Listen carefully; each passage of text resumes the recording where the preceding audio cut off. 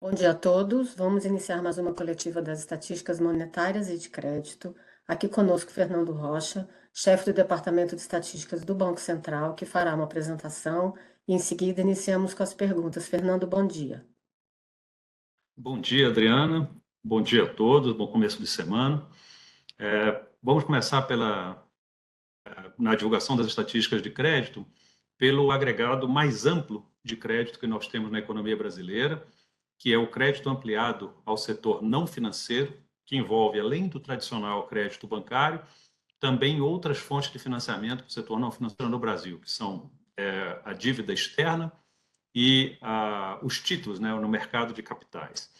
Então, em abril de 2024, o crédito ampliado ao setor não financeiro atingiu 16,7 trilhões de reais, o que equivale mais de uma vez e meia ao PIB brasileiro, 150,7% do PIB.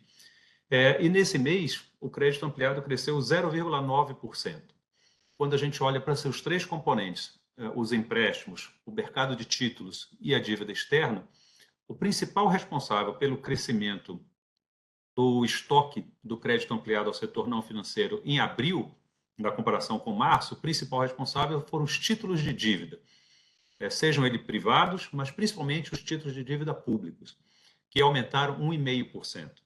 Esse crescimento de 1,5%, quando a gente olha o valor nominal que cresceu, a quantidade de reais que cresceu, representou só essa expansão dos títulos de dívida 3/4, né, do crescimento do crédito ampliado como um todo, e só o crescimento dos títulos públicos em abril em relação a março foi responsável por aproximadamente 50%, um pouco mais desse valor, né?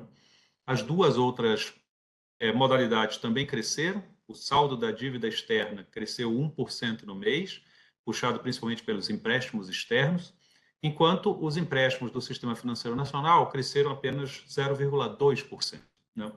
Então, essa dinâmica no mês de abril, né, comparado com o mês anterior, mostra bem a importância da gente avaliar o crédito ampliado, além de uma análise muito detalhada que a gente sempre faz sobre os dados do crédito bancário, porque aí a gente tem uma visão mais abrangente do mercado de crédito no país. Quando a gente olha esse mesmo número, né, o crédito ampliado ao setor não financeiro, mas compara abril de 2024 com abril de 2023, nessa comparação em 12 meses, né, a gente vê um crescimento de 10,4% no crédito ampliado, de novo puxado pelos títulos de dívida, né, que cresceram 13% e também representaram mais de 56% do crescimento total do crédito ampliado, né? Os empréstimos, nessa comparação em 12 meses, cresceram 8,4% e a dívida externa 8,3%, né? Ou seja, a gente tem um crescimento em todas as dimensões da oferta de crédito para o setor não financeiro no país. Continuando na tabela 1, né, se vocês forem caminhando assim para as colunas mais à direita da tabela, a gente vai ver que esse crédito ampliado ao setor não financeiro, se ele pode ser dividido por os instrumentos, né, o tipo de crédito que é ofertado entre empréstimos, títulos e dívida externa, em relação aos devedores, né, quem são os devedores desse crédito, ele também é desagregado em três partes, né, o governo, as empresas e as famílias. No caso do governo, quando a gente olha os créditos ao governo, eles são basicamente a dívida pública, e aí isso a gente vai olhar com mais detalhes na quarta-feira, nas estatísticas fiscais. Vamos passar então para o crédito ofertado para as famílias, desculpa, para as empresas, né? Que é uma parte relevante do crédito ampliado, que equivale a 5,8 trilhões de reais, né, um pouco mais da metade do PIB brasileiro, 52,1% do PIB, e que teve uma alta de 0,9% no mês e de 9,5% em 12 meses, né? Quando a gente olha só o crédito às famílias, ou seja, tira os títulos da dívida pública, o crédito só às empresas, tira os títulos da dívida pública, né? O maior crescimento das três parcelas, empréstimos, títulos privados nesse caso, e dívida externa, o maior crescimento no mês de abril foram os empréstimos da dívida externa, né, que cresceram 2,2%, e logo em seguida os títulos de dívida, que cresceram 2,1%. Né? Os empréstimos, quando a gente olha só aqueles empréstimos do Sistema Financeiro Nacional, voltado para as empresas, o estoque se reduziu 1,1% em abril. Quando a gente já vai olhar os últimos 12 meses, na comparação de abril de 24 com abril de 23, A gente vê uma prevalência, né, que a gente já tem destacado nota após nota, desse mercado de títulos de dívida privado, mercado de capitais, né, privado, que cresceu 21,5%, né, e respondeu sozinho por um pouco menos de 2/3, 62%, né, por cento da alta do crédito ampliado para as empresas. Né? Quando a gente olha, então, esse estoque no mês de abril, a gente vê daqueles 5,8 trilhões, eles são quase que divididos perfeitamente em três partes iguais, três partes de tamanhos similares. Né? A parte que é maior ainda é os empréstimos ao sistema financeiro nacional, mas eles representam 34,4%, um pouco mais de um terço, 34,4% do crédito ampliado como um todo. Ou seja, 66% desse crédito, basicamente, não que as empresas têm hoje no Brasil, não é ofertado pelo Sistema Financeiro Nacional. E essa parcela restante é composta principalmente pela dívida externa, que representa 31,9% desse saldo de crédito ampliado para as empresas, né? De novo, 31,9% daqueles 5,8 trilhões, e os títulos de dívida, que têm crescido muito nos últimos anos, já representam 30,6%. Então, daqueles 5,8 trilhões, nós temos 34,4% de empréstimo do Sistema Financeiro Nacional, 31,9% de empréstimos externos fornecidos por não residentes, né, a dívida externa como um todo, e 30,6% no mercado de capitais privados. Ou seja, a gente tem praticamente três partes iguais, o que mostra, mais uma vez, a importância da gente ter esse número em mente, acompanhar essa estatística do crédito ampliado, porque ela nos dá uma visão mais abrangente, né, desse mercado. Agora, dito isso, da tabela 2 em diante, nós vamos dar detalhes sobre os empréstimos do Sistema Financeiro Nacional, essa parcela sobre a qual nós temos o maior número de informações. Né? Esse saldo do crédito do Sistema Financeiro Nacional destinado a pessoas físicas e pessoas jurídicas, né? Seja o crédito livre, o crédito direcionado, ou seja, o crédito total do Sistema Financeiro Nacional, atingiu 5,9 trilhões de reais em março, né? Com uma ligeira alta de 0,2%. E a gente vai ver que essa ligeira alta foi assim, uma parcela permaneceu em crescimento, enquanto outra parcela se reduziu o saldo. Se a gente separa esse crédito do Sistema Financeiro Nacional em duas partes, segmentando em livres de um lado, direcionados do outro, o crescimento do mês foi puxado pelo crédito direcionado. O crédito direcionado teve um crescimento de 0,7%. Quando a gente vai olhar o crédito livre, ele teve uma redução de 0,2% no mês. Né?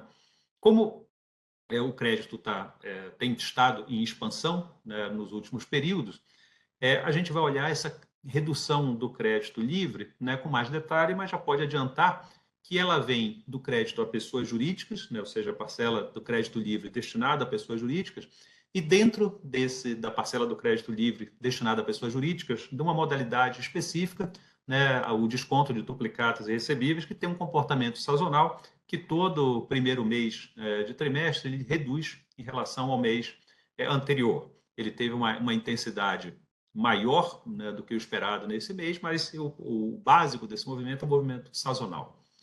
Quando a gente pega aquele mesmo crédito do Sistema Financeiro Nacional, de 5,9 trilhões, e agora separa entre pessoas físicas e pessoas jurídicas, a gente também tem uma parcela crescendo, no caso das pessoas físicas, e uma parcela com redução, no caso das pessoas jurídicas, quando a gente compara abril com março.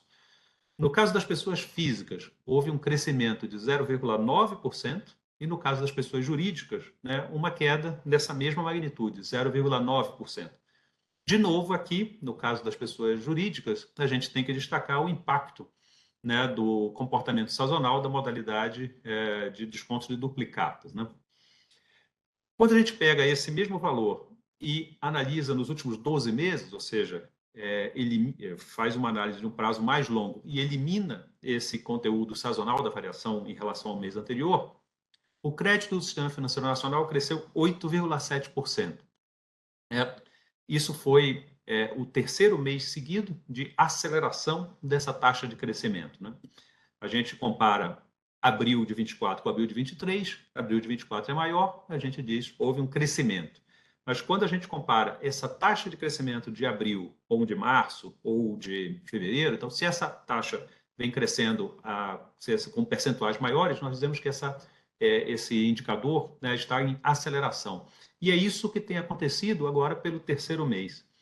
No mês de janeiro, quando a gente compara a mesma comparação em 12 meses, né, em janeiro de 24 contra janeiro de 23, nós tivemos uma taxa de crescimento de 7,7%. Ela passou a 8,1% em fevereiro, 8,3% em março e 8,7% em abril.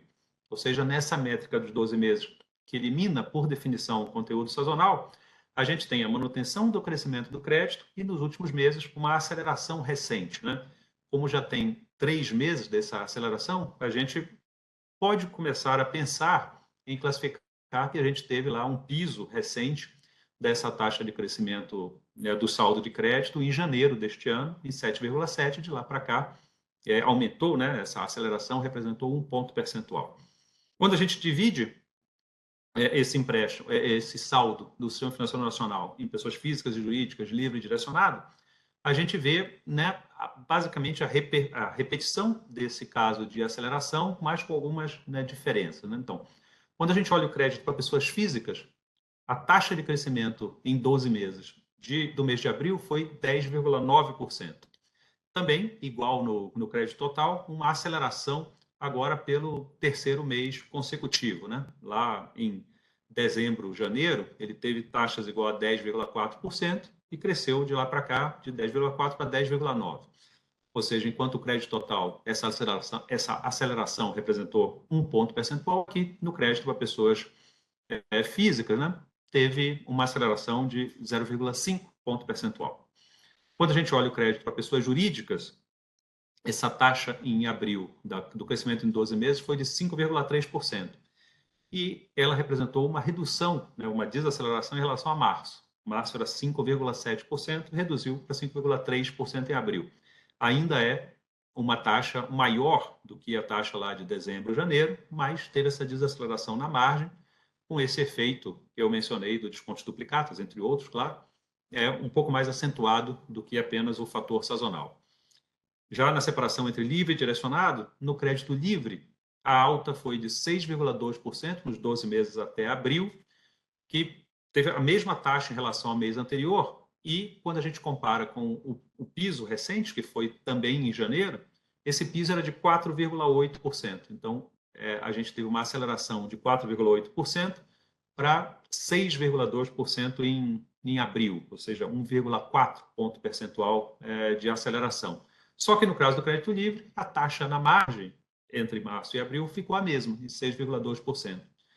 Aconteceu a mesma coisa no crédito direcionado, o crédito direcionado cresceu 12,4%. Né?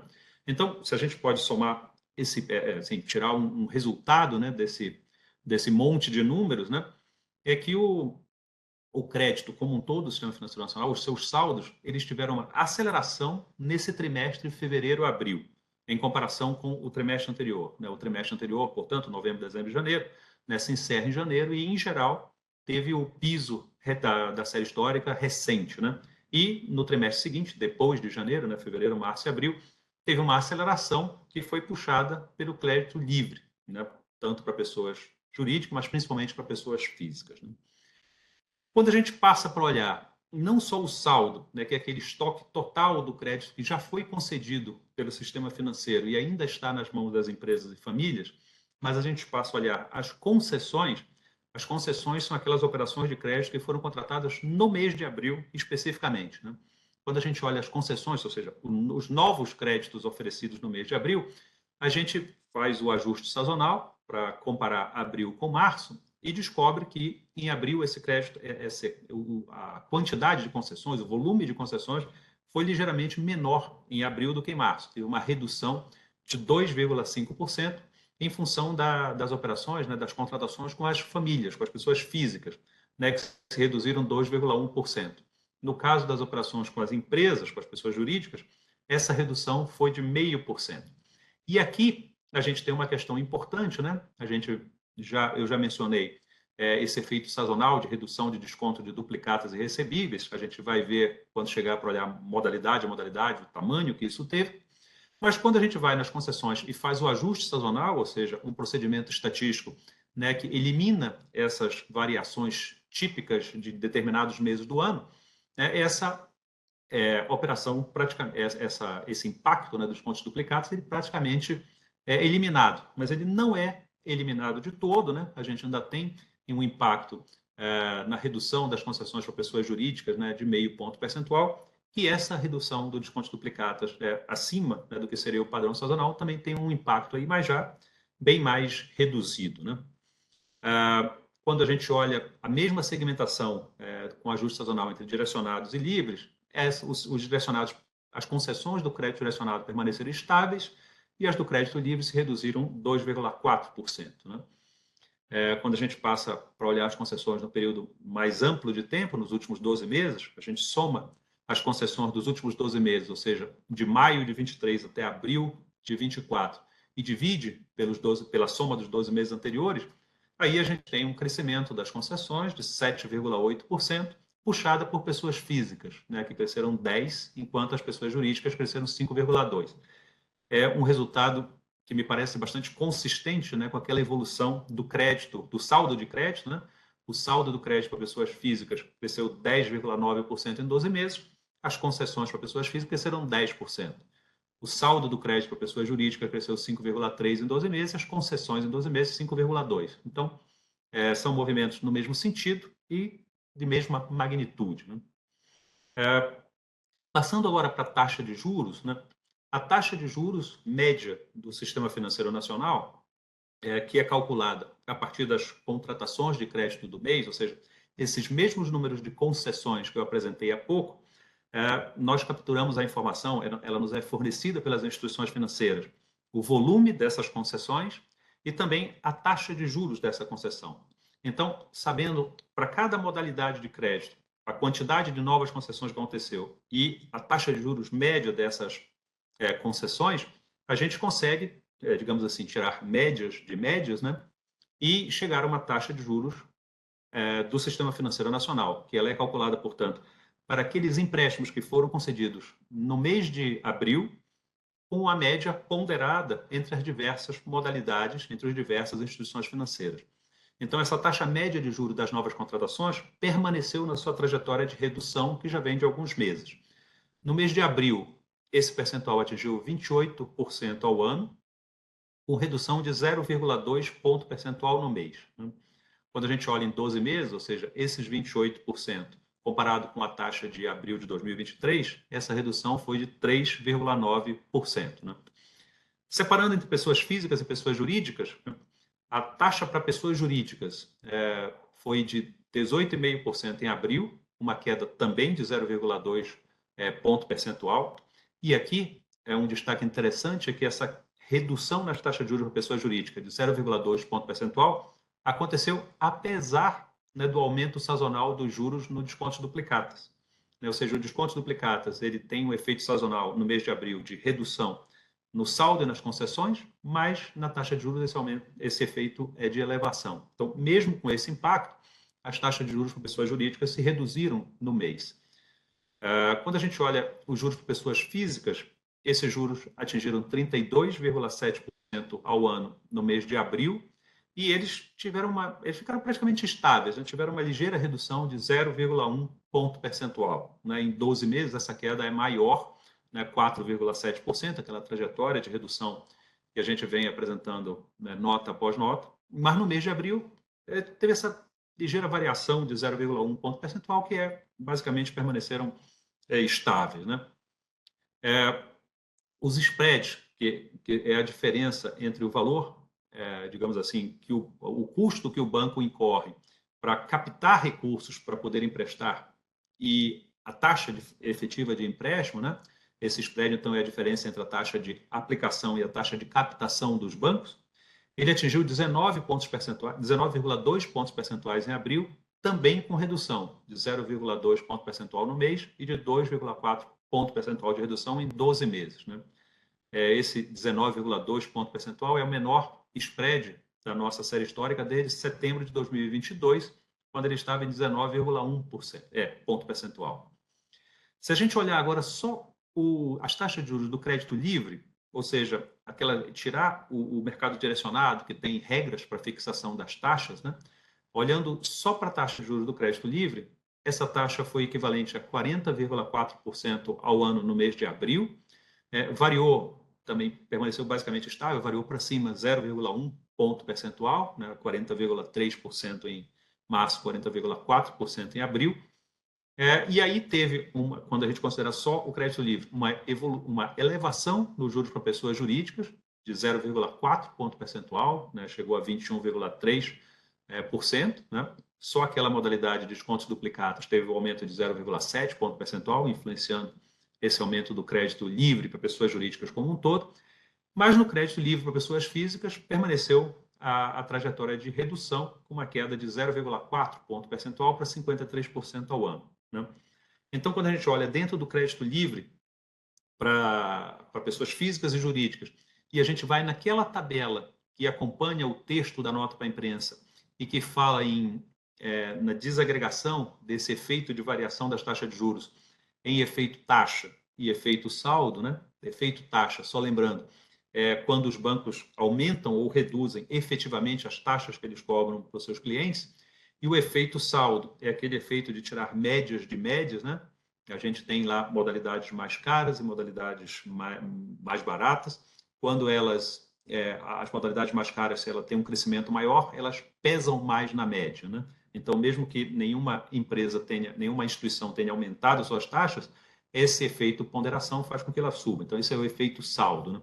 Quando a gente olha para o crédito livre entre pessoas físicas e pessoas jurídicas, a gente vê que a queda, no caso das pessoas físicas, se deveu inteiramente à redução de taxas mesmo. Esse efeito prevaleceu e a redução de taxa de juros é que repercutiu na taxa como um todo. No caso da pessoa jurídica, a gente teve um efeito de aumento de taxa, né, que tem a influência daquela operação sazonal do descontos duplicatas. Então, elevou-se as taxas em função desse efeito taxa, mas o efeito saldo fez com que elas se reduzissem, né, parcialmente, 0,8 ponto percentual de aumento do efeito taxa, 0,4 ponto percentual de redução, né, no efeito saldo, e ambos os movimentos têm a ver, né, com descontos duplicatas, que aumentaram as taxas no mês, mas reduziram as concessões, né? Então, no efeito taxa, capta essa elevação, no efeito saldo, capta essa redução. A menor concessão fez com que elas pesassem menos, né, no cômputo total. Em 12 meses, a tendência de queda permanece, ela é generalizada, né? As taxas de juros do crédito livre caíram 4,3 ponto percentual, puxada principalmente pelo crédito livre para pessoas físicas, que se reduziu 6,6 ponto percentual, e as taxas do crédito livre para pessoas jurídicas caíram 2,2. Completando essa análise inicial, ainda na tabela 2 ou 3, né?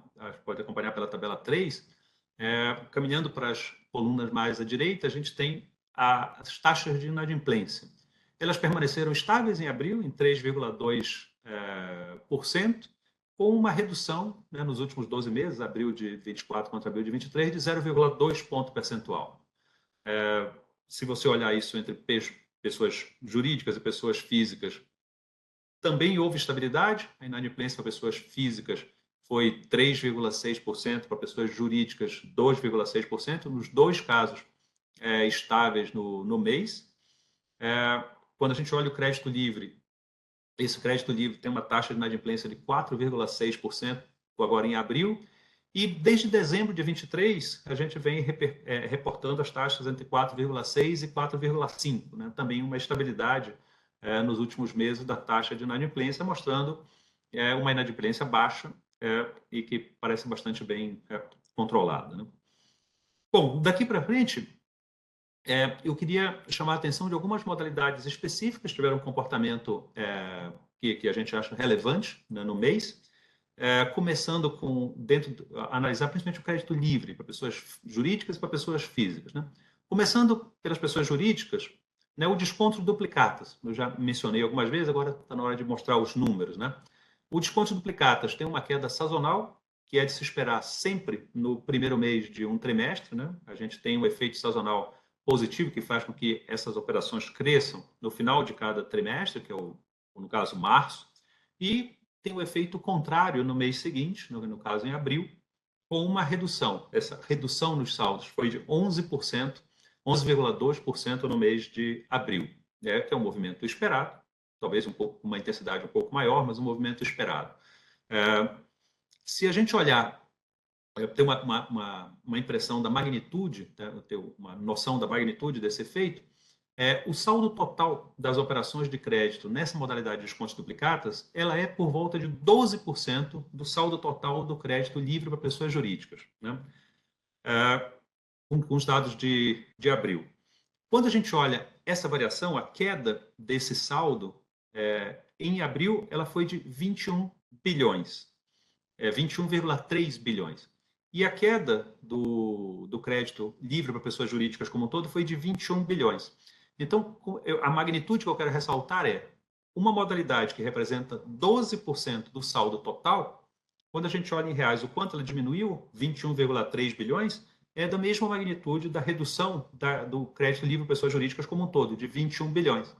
Então, isso é uma flutuação, né, do crédito que acontece em função desse fator sazonal que agora em abril foi especialmente intenso, né? Isso acontece uma queda nas concessões também, né, sazonalmente. As concessões mensais do desconto duplicatas caíram 21,7% em abril contra março, em números observados, ou seja, não dessazonalizados. E aqui a gente vê como isso impactou as taxas, né? Porque a gente tem uma redução das concessões, uma redução dos saldos, ou seja, essas taxas pesam menos quando a gente faz a taxa de juros, pesa menos quando faz a ponderação. As taxas de juros da modalidade aumentaram 0,7 ponto percentuais no mês, que eu já tinha mencionado, isso, né? Atingiram 17,4%. Então, é um mês de sazonalidade que faz as taxas de juros aumentarem, então a gente tem o efeito taxa de elevação do conjunto da taxa de juros do crédito livre para pessoas jurídicas, mas os saldos dessa operação caem, as concessões também caem. Então, essa modalidade, quando a gente tira a média ponderada com as demais modalidades, representa um pouco menos. Então, é um fator que contribui para reduzir o efeito da alta de taxa de juros, quando a gente não olha só a modalidade, mas assim o agregado, seja do crédito livre ou do crédito para pessoas jurídicas, né? A inadimplência dessa modalidade ficou em 3,7% agora em abril e variou 0,1 ponto percentual. Era 3,6, ficou em 3,7, né? O pico dessa modalidade, o pico da inadimplência dessa modalidade foi entre outubro e novembro de 2023, estava em 4,8%. Essa modalidade, antes daquele evento de crédito, lojas americanas tinha uma modalidade, tinha uma inadimplência entre 0,5% e 0,6%. Ela cresceu, chegou a esse pico em outubro e novembro, e de lá para cá tem se reduzido, né? Já reduziu entre outubro e novembro de 23 e abril de 24, 1,1 ponto percentual. Quando a gente olha a modalidade que é a maior, né, no caso do crédito livre para pessoas jurídicas, que é o capital de giro, o capital de giro cresceu no mês, 0,2 ponto percentual, mas parece um ponto à parte, né? A tendência mais longa dele nos últimos 12 meses é de redução, reduziu 1,3% nos últimos 12 meses, né?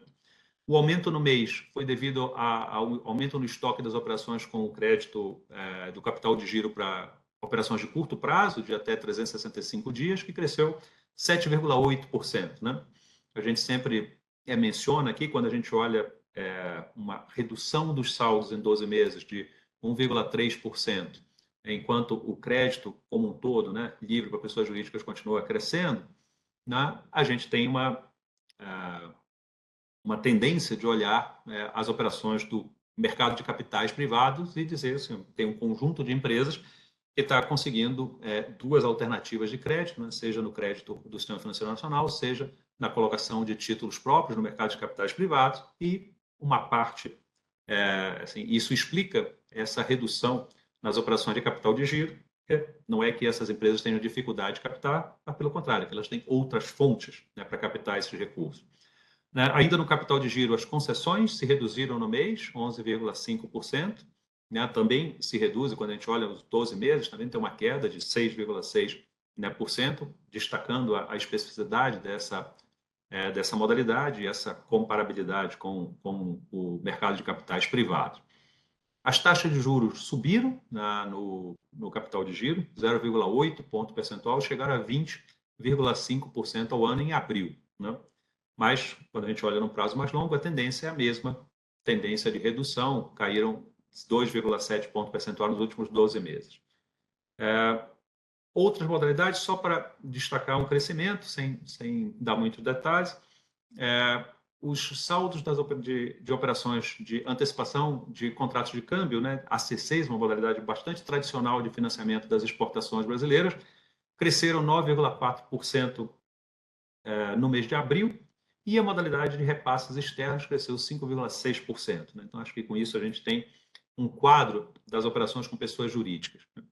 Em relação ao crédito livre para pessoas físicas, a gente tem um crescimento, 0,8% no mês, 8,9% em 12 meses, um crescimento que é puxado pelas modalidades que a gente chama de não rotativas, né?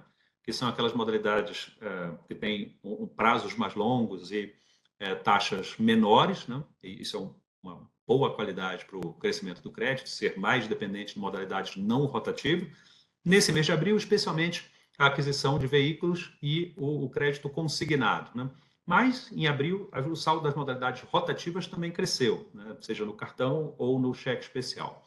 Começando, então, pelas modalidades não rotativas, o crédito consignado teve um aumento de saldo de 0,5% no mês, né? Crescimento no crédito consignado para servidores públicos, 0,6%, para beneficiários do INSS, 0,7%. Essa série também mantém sua trajetória de crescimento, cresceu 6,4% nos últimos 12 meses. Aumento de concessões no mês também, 4,2%, puxado pelas operações com servidores públicos, 7,2%, uma ligeira redução nas concessões a beneficiários do INSS, de menos 1,4%. Taxa de juros estáveis, né, em 23,4%, na verdade, uma pequena redução de 0,1 ponto percentual, mais uma tendência de redução em 12 meses, de queda de 2,5 pontos percentuais. Né, como teve uma ligeira redução no mês, 0,1 ponto, né, a gente tem em abril de 2024 a menor taxa desde fevereiro de 22, agora 23,4%, lá em fevereiro de 22, 22,9%. Uma inadimplência estável e baixa, né, 2,2%, explicam o conjunto dessa modalidade. Um destaque especial em abril foi o crescimento da aquisição de veículos, né? Mais ou menos 1/3 do aumento do saldo de pessoas físicas no crédito livre veio desse crescimento de 1,6% da aquisição das operações de crédito para aquisição de veículos no mês de abril. Né? Em 12 meses, essa modalidade cresce 16%, também com aumento de concessões no mês bastante elevado, 11,3%. Taxa de juros também estáveis no mês, 25,5% ao ano, né? uma variação positiva de 0,1 ponto percentual, uma queda em 12 meses de 3 pontos percentuais, uma inadimplência na faixa de 4,8%. Né? Então, essas duas modalidades acho que explicam bem o crescimento do saldo não rotativo. No saldo rotativo, a última modalidade que eu queria tratar hoje, do rotativo é o cartão de crédito. O saldo o cartão de crédito é composto pelas operações do cartão de crédito à vista, que inclui o parcelado sem juros dentro desses saldos, o cartão parcelado, que são aqueles parcelados com juros, e o cartão rotativo, que é aquela operação quando o cliente não paga a fatura do cartão de crédito na data do vencimento ou não paga na integralidade, e esse crédito é, como a gente diz, rotativado. Né? O saldo total do cartão de crédito envolvendo essas três modalidades cresceu 0,9% no mês e chegou a 540 bilhões de reais. Né? Desses 540 bilhões de reais, 406, ou seja, 75%, se refere às operações do cartão à vista. Né? Ou seja, quando a gente olha o cartão de crédito como um todo, 3/4 são cartão à vista e os outros 25% se distribuem entre o rotativo e o parcelado. Né? Então, o cartão à vista cresceu 0,5% no mês, o rotativo 1,3% e o parcelado 2,7%, ou seja, todas as modalidades cresceram. Quando a gente olha a variação desses saldos em 12 meses, o saldo do cartão de crédito total cresceu 8,6%, né, com um crescimento puxado fundamentalmente pelas operações à vista, né?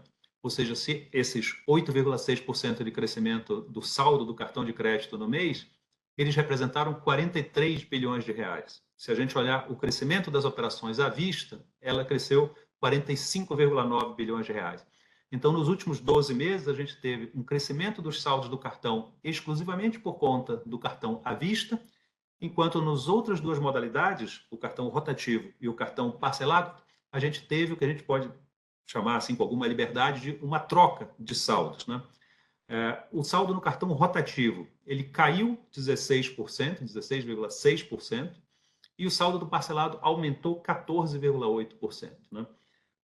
Em reais, o saldo do cartão rotativo nos últimos 12 meses se reduziu em 12,3 bilhões de reais e o saldo do parcelado aumentou 9,3 bilhões de reais. Então, uma parte desse movimento, uma parte significativa, representativa desse movimento, de redução do rotativo e aumento do parcelado, são renegociações feitas por instituições financeiras que ofertam ao cliente a possibilidade de sair do cartão rotativo para uma modalidade de crédito parcelado, também no cartão de crédito, com condições de prazo maiores e taxas menores, né?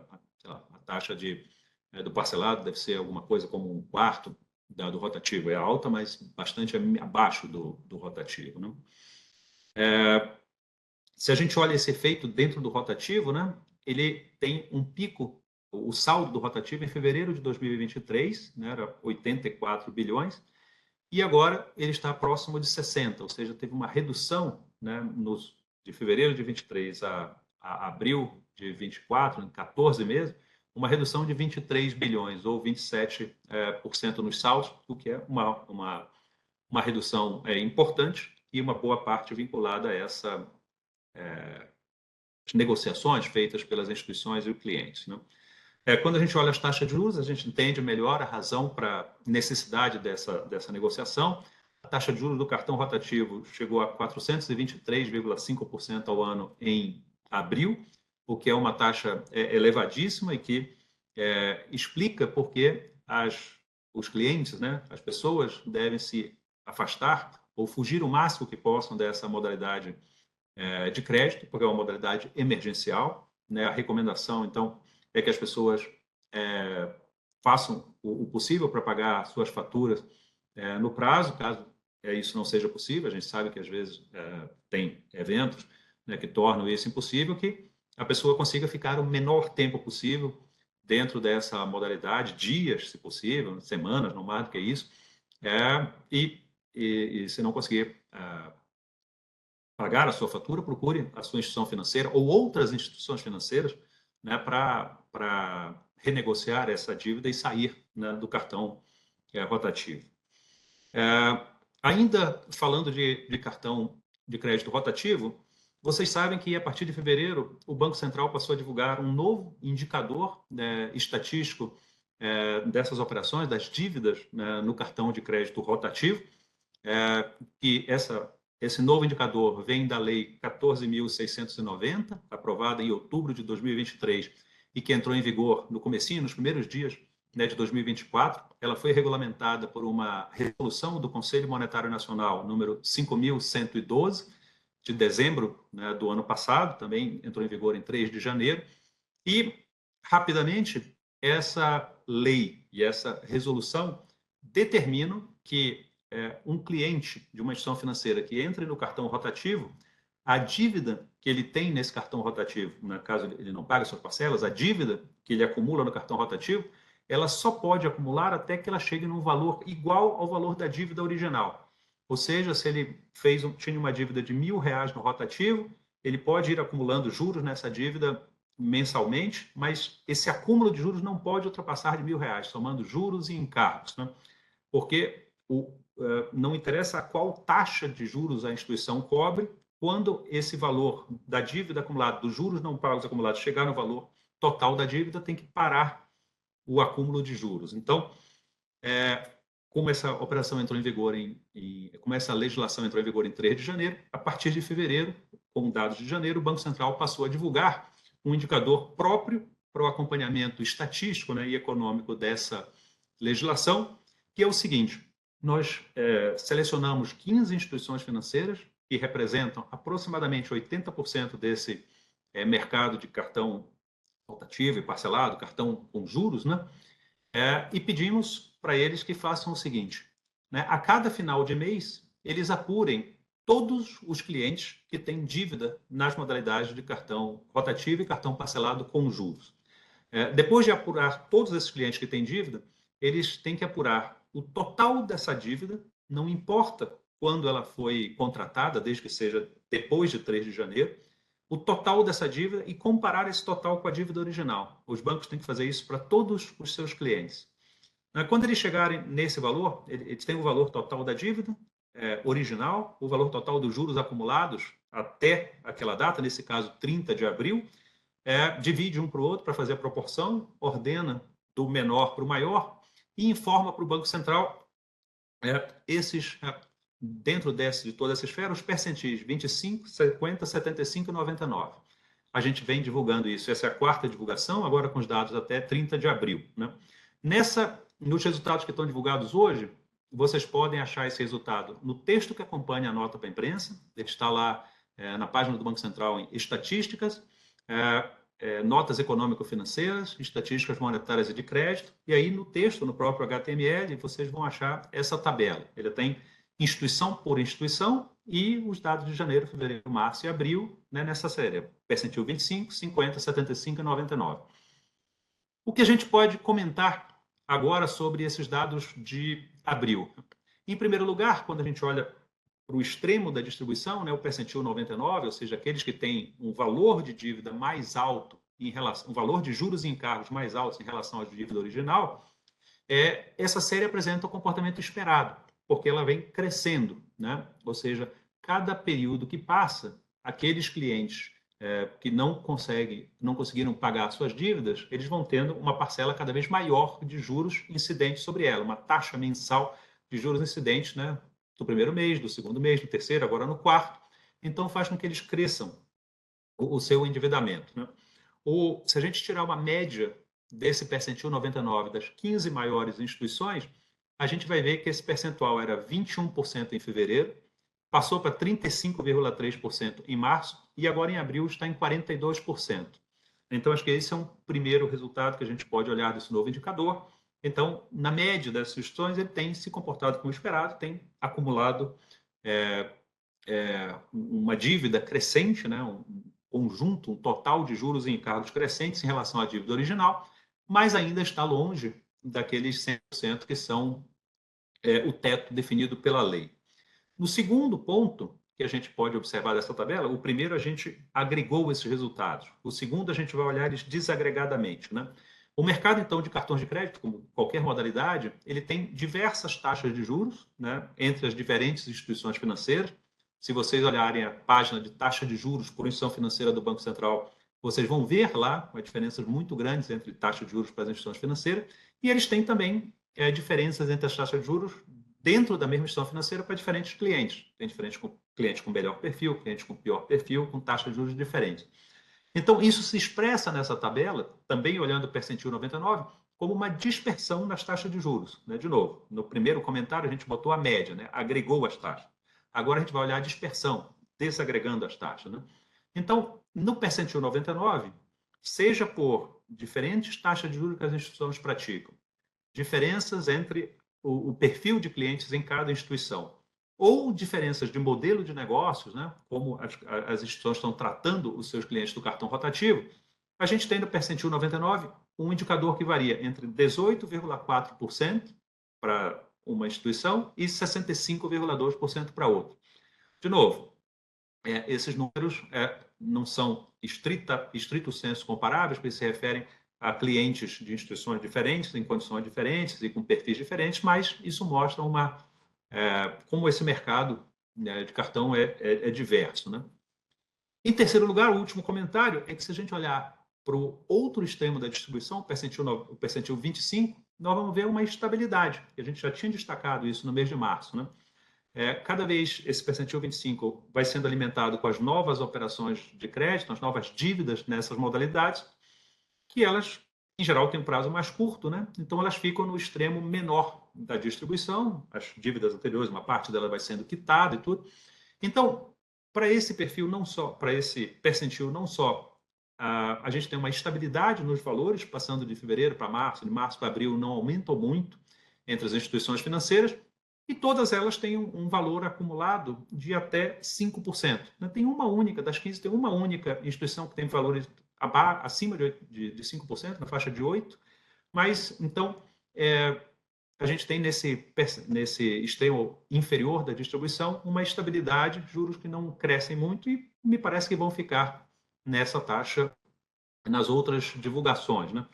Então, a gente ressalta que isso não é uma taxa de juros ao mês, mas é uma diferença entre o valor acumulado de juros e a dívida. Né? Em geral, nesse percentil 25, são dívidas que podem ter menores do que um mês, prazos menores que um mês, e no percentil 99, dívidas que certamente têm prazos acima de um mês. Então, a gente não está falando de taxa de juros ao mês aqui, mas o total acumulado em relação à dívida original.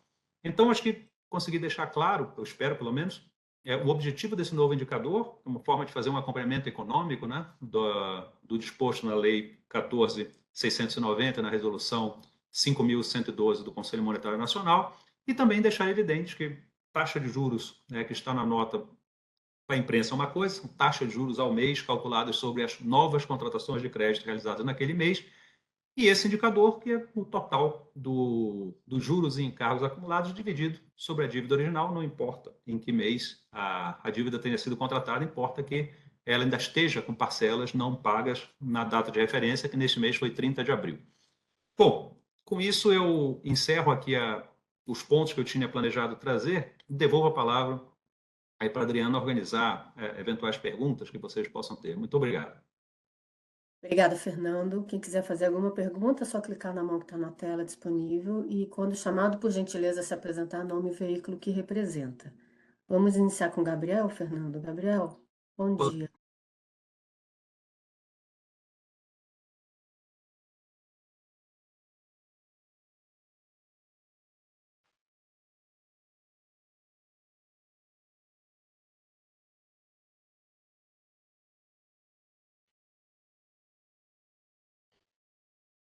Gabriel?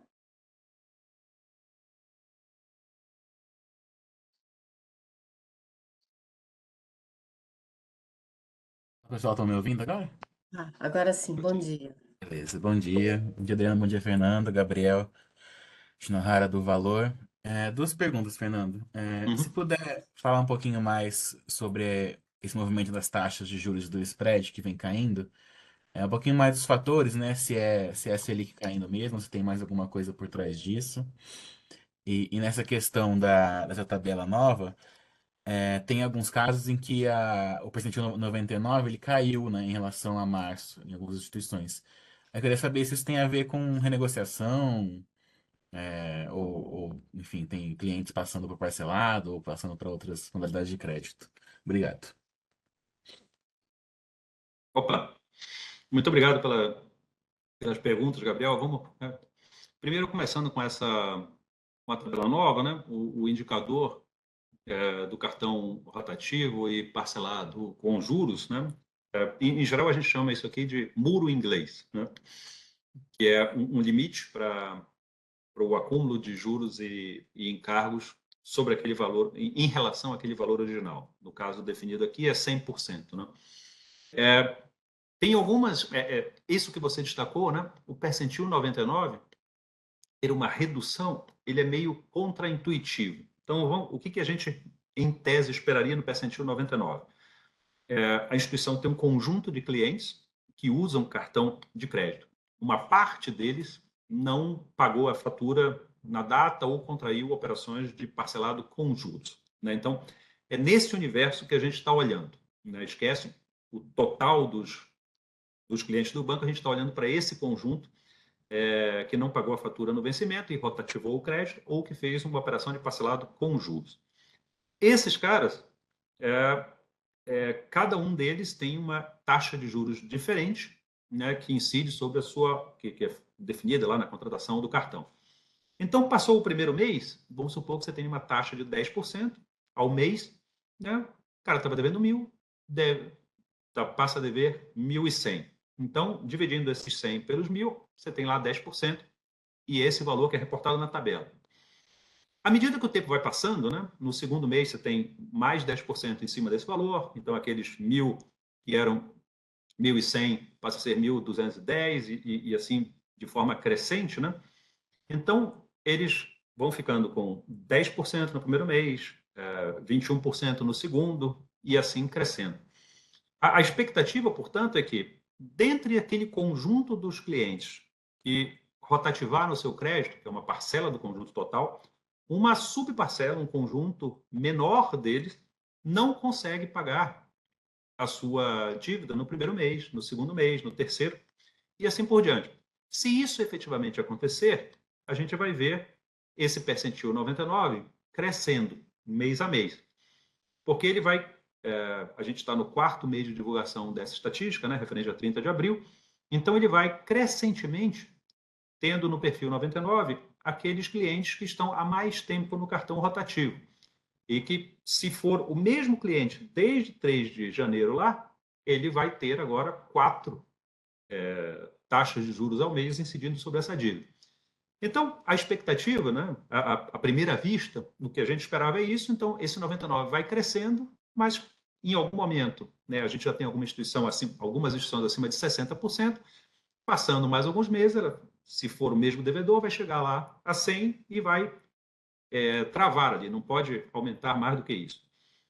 Agora, não necessariamente esse 99% é aquele cara que ficou em dívida desde 3 de janeiro até agora, o período inteiro, né? Por quê? Ele vai pagando dívida e tem instituições, como você bem antecipou, que vão procurando renegociar isso aí. Então, tem instituições que têm estratégias mais agressivas de renegociação, tem instituições que têm uma outra estratégia, talvez mais conservadora, tem instituições que, dependendo da situação do seu cliente, conseguem ser efetivas nessa renegociação, tem instituições que não conseguem. Então, naquelas instituições que teve uma redução do percentil 99, em geral, isso deve ser entendido como aquele cara que está no percentil 99, ou seja, que é quem acumulou a maior quantidade de juros e encargos sobre a dívida original nessa instituição, ele não está o período inteiro, né? Em geral, a instituição conseguiu, digamos assim, retirar aquele cliente, oferecer novas linhas para ele. Então, acho que esse movimento, como você bem apontou, tem a ver com renegociações. Então, vamos lá para os dados de spread. Os spreads estão na tabela 14. A tabela 14 ela é uma tabela bastante interessante para analisar os spreads, porque ela apresenta as taxas de aplicação, né, para as pessoas jurídicas, para pessoas físicas e no crédito total. Esse crédito total está na coluna D. Em seguida, a taxa de captação e, em seguida, o spread. Taxa de aplicação é a taxa que a instituição cobra do cliente, né, de grosso modo. A taxa de captação é aquela que ela usa para receber os recursos, né? A gente, em geral, diz assim, uma parte desses recursos que o banco recebe para financiar as operações de crédito são depósitos à vista. Esse depósito não tem taxa de juros, não recebe taxa de juros. Então, essa taxa de captação para depósitos à vista seria zero. Uma outra parcela é composta por taxa de poupança, né? A captação de poupança tem uma regra, vamos supor, 6% ao ano. Então, a taxa de captação da poupança seria 6% ao ano. Mas aí a gente vai tendo um crescente de recursos, operações de CDB e várias outras formas dos bancos capitais, até captando recursos no mercado interbancário para aquelas operações que têm prazo mais longo e ele precisa ter uma estabilidade de funding, vai captar a taxa de juros de mercado de 2 anos, 5 anos e tudo mais. Então, esse conjunto de taxas, né, a estrutura a termo dessas taxas, né, ponderadas, é o que a gente chama aqui de taxa de captação. E ela ficou em 8,8 ponto percentual no mês de abril. Se você comparar a coluna D com a coluna G, você vai ver que a taxa de captação não mudou. Ela era 8,8 em março, permaneceu em 8,8 em abril. Mas, olhando para a coluna D, teve uma redução de 28,2 para 28. Então, no mês, olhando especificamente o mês, a taxa de aplicação se reduziu, mas a taxa de captação ficou a mesma. Então, a diferença entre as duas se reduziu. A gente pode dizer que no mês de abril, a redução no spread foi devido a uma redução da taxa de aplicação. Quando a gente compara abril com abril, que é a comparação usual que a gente faz nos últimos 12 meses, a gente tem uma redução da taxa de aplicação de 31,9 para 28, ou seja, reduziu.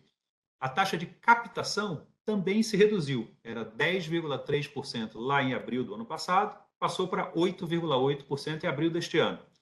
Então, fazendo a conta, né, diminuindo esses valores, a taxa de aplicação caiu 3,9 pontos percentuais e a taxa de captação também caiu, 1,5. Então, como a taxa de aplicação caiu mais, a gente tem uma redução da diferença, né, 2,4 ponto percentual no spread.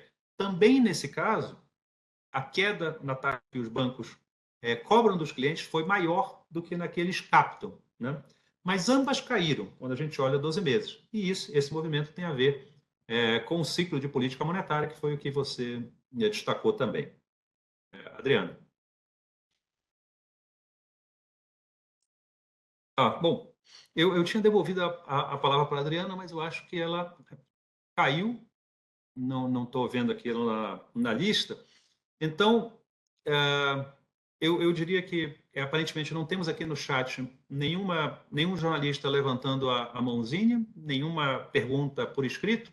Então, eu aproveito para encerrar aqui a coletiva hoje, agradecer a participação, né, de todos vocês e convidar para quarta-feira, né, dia 29 de maio, a última da série de coletivas de estatísticas do Banco Central deste mês, referente às estatísticas fiscais. Até lá, muito obrigado e boa semana para todo mundo.